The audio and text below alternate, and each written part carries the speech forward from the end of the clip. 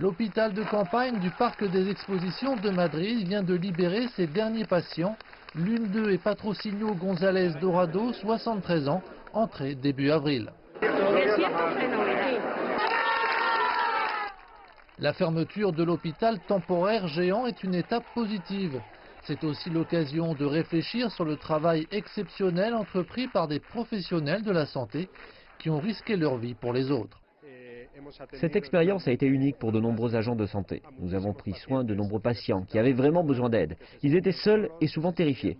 Nous avons essayé de leur fournir un environnement favorable. Donc pour nous et tous ceux qui étaient ici, ce fut une expérience fantastique. L'hôpital du Parc des Expositions de Madrid était le plus grand hôpital de campagne d'Europe.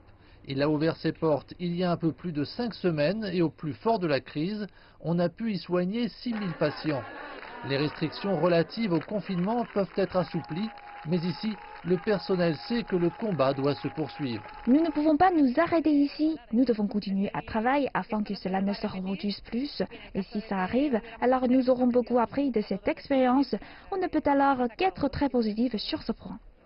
L'Espagne compte de loin le plus grand nombre de patients guéris par habitant au monde.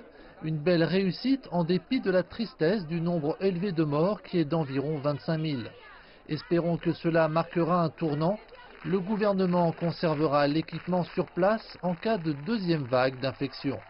Mais pour l'instant, il est temps de marquer une victoire dans la bataille, alors que la longue guerre contre cette maladie se poursuit.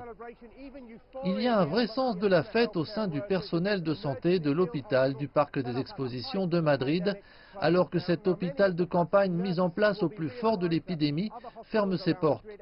Bon nombre de ces médecins et infirmières seront réaffectés à d'autres hôpitaux de Madrid, sachant que la lutte contre le coronavirus est encore loin d'être terminée.